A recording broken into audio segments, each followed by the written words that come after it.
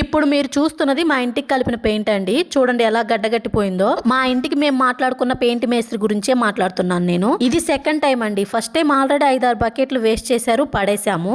బకెట్లు పెయింట్ ఎందుకు కలుపుతారో అర్థం కాదండి. అసలు వర్కర్స్ ని పంపించినప్పుడు ఆ రోజు వరకే కలుపుకొని వాడుకోవాలి. ఆ పెయింట్ పాడైపోయి చండాలపు బ్యాడ్ స్మెల్ వస్తుంది. ఇంటికి వచ్చిన వాళ్ళందరూ అడుగుతున్నారు ఈ స్మెల్ ఏంటని. ఇంటి మొత్తానికి లక్షల్లో అయిందండి పెయింట్ ఖర్చు. మళ్ళీ దాంట్లో అతనికి కమిషన్ కూడా వస్తుంది. అయినా వాళ్ళ మొహం మీద ఏం రాసి ఉండదు కదండి, వాళ్ళ నమ్మాలో లేదో అని. ఒకటి గుర్తు పెట్టుకోండి, మేస్త్రి అనే వాడికి వర్క్ స్టార్ట్ అవ్వక ముందుగానే అడ్వాన్స్ అస్సలు ఇవ్వకూడదండి. మెటీరియల్ మొత్తం మనమే తీసుకుని వస్తాము, వాళ్ళకి ఏం ఖర్చు ఉంటుంది చెప్పండి. 10% వర్క్ కంప్లీట్ అయిపోయిన తర్వాత మాత్రమే ఆ వర్క్ కి తగ్గ అమౌంట్ పే చేయాలని నాకు అర్థమైంది. మళ్ళీ వర్కర్స్ ని పంపించకపోతే వర్క్ ఆగిపోతుందేమోనని వాళ్ళు అడిగినప్పుడల్లా అమౌంట్ కొడతానే ఉంటాము.